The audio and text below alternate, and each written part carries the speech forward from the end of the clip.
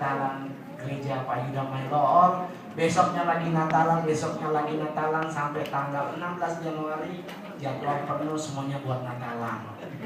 Jadi kalau dihitung-hitungin harga manajemen otomatis luar biasa. Tetapi kan acara Natalan terserah berapa isinya amplop yang diterima.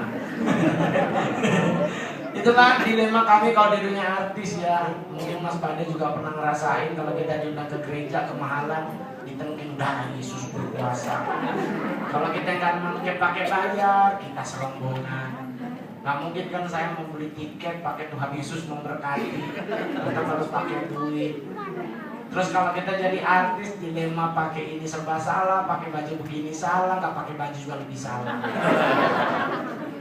Apalagi sekarang stand up lagi booming.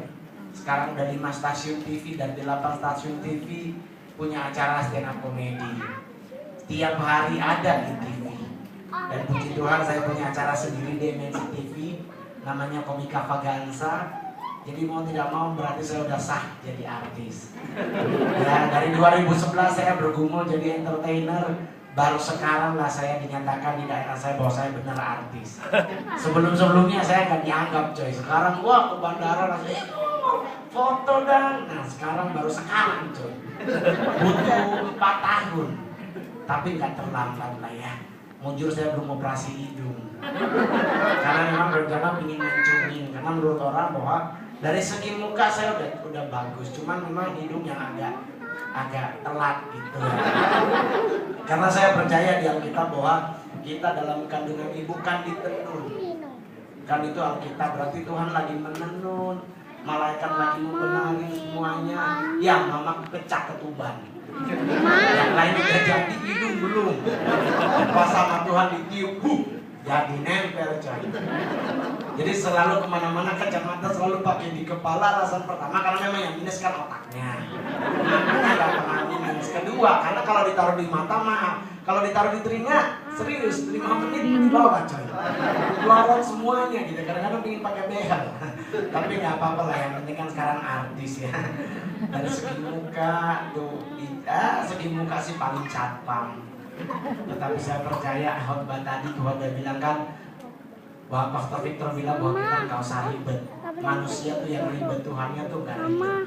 Saya pernah khotbah itu pastor di gereja.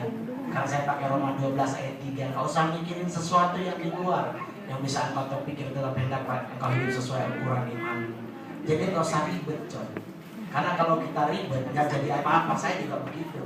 Saya mau sekolah pendeta ke Jakarta, kalau saya ribet, saya bisa ribut. Saya bisa gugat mereka. Tetapi kalau saya gugat, terus saya jadi begini, dia udah nyantai aja coy. Dia santai, semua buat adik-adik di sini mau pengen jadi artis. Udah santai aja, jalanin aja perintah Tuhan. Tuhan yang akan memuliakan. Amin. Saya bisa saja jadi seseorang, siapa yang berani bantah?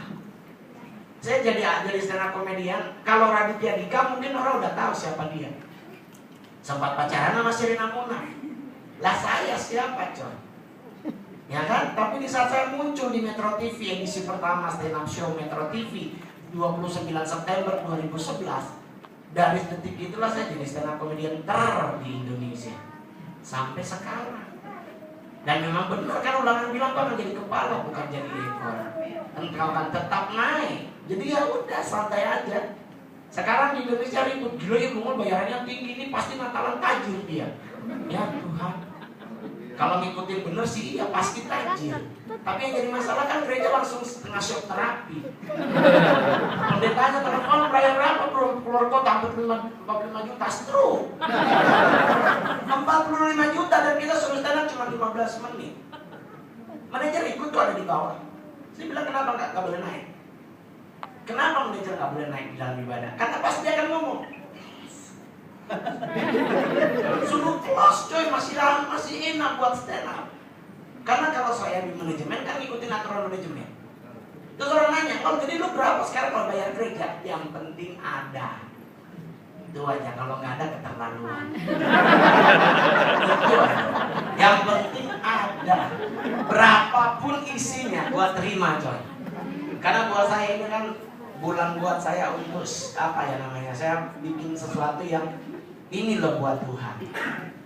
Di luar perpuluhan saya ya. Saya sampai saat ini setia coy memberi, sekalipun kadang-kadang suka stres. Jujur aja coy, otak gue setengah Cina, setengah Nado coy. Orang dipanas-panasi, masa stand up comedy termahal gak punya mobil sport. Keluar Nadonya coy. Ayo kita ke dealer, gesek langsung beli Ferrari. Cuy, 510 juta DP, nyampe rumah anak gue nanya, papi mantap bawa mobil. Tuh, gua beli Ferrari tak bawa mobil. Kan gak lucu lu pakai mobil sport pakai sopir. Iya. Lah kita udah gesek coy, kita pergi lagi mau dibatalin, nggak boleh batal. Terpaksa harus ganti mobil, kita ganti Range Rover putih sport. Yang di Jakarta kita lihat mobilnya, keren banget ya mobil. Kita balik lihat muka. Kita kan mukanya kasih muka Avanza. Lu bayangin muka Avanza naik Range Rover, siapa yang percaya itu mobil gue? Saya dapat Alphard, punya 2. Saya pakai ulang tahun pendeta Benita Timo waktu itu di Grand Hyatt. Saya pakai Alphard, saya namanya juga bos dulu kita nado. Sopir depan, dibukain pintu sama petugas hotelnya di Grand Hyatt. Orangnya mau gantian sopir ya bang. Mobil gue atas nama Roni Matur. Dikirain gue sopir bang. Kita mau marah nggak mungkin kan? Jadi udah pasrah lah yang bukan mendukung kan? Ya udah mobil di rental di mana? Beli Mercy coy, C200, beli di 6B6. Emang udah bisa pakai enggak rental nikah? Cina keluarnya, otak bisnis keluar. So, kalau orang tanya tuh mobil berapa mau dirental? 26 mobil saya rental. Panen bulan Desember. Menado coy. Oh masuk bak kode masa naik motor.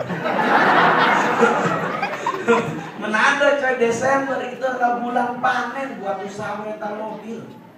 Karena pasti semua akan pulang kampung. Dan nggak mungkin kan pakai motor. Tahu orang Manado kalau ke gereja itu sasak tinggi, Holden, goblok, naik motor apa jadi turun. Jadi satu lagi lepek, jadi daripada rusak sewa auto jo. Dan Manado kalau sewa mobil selalu ada hari Jumat. For apa? Biar orang boleh berjalan di pantai. Nah, 3 hari doi coy. Doi semuanya.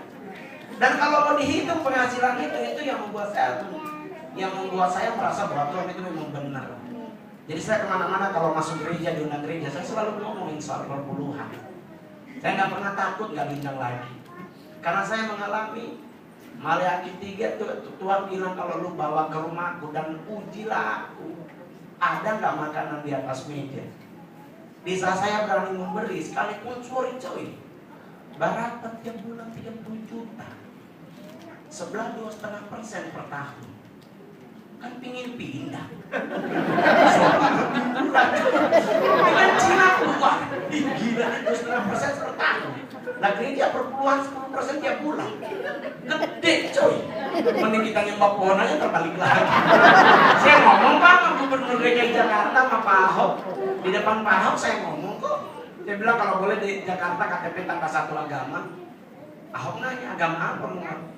Fleksibel. Ini namanya agama harian. Senin Kamis Kristen, Jumat sampai Minggu pindah Muslim. Buat apa mau pindah? Lari 10%. Biar nanti Senin balik lagi. Tapi saya belajar. Saya dimarahin gereja, saya disidang gereja, keseringan.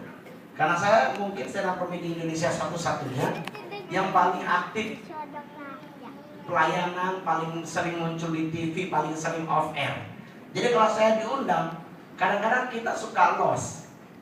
Jadi saya pernah sekali waktu ngomong, kan Anda kalau nggak percaya boleh cari di YouTube. Saya ngomong tuh udah di atas panggung hari waktu itu adalah Festival Stand Up Comedy Indonesia 2014. Saya ngomong di atas panggung bahwa sekarang di Jakarta, di Indonesia banyak pendeta bodoh.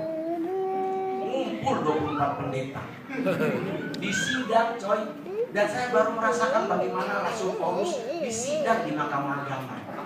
Karena gua ngalamin cuy, duduk depan kita 24 pendeta. Umur terendah itu 62 tahun. Kita duduk nggak pakai pendamping sendiri. benar-benar dihakimi seperti kitab Roma. Jadi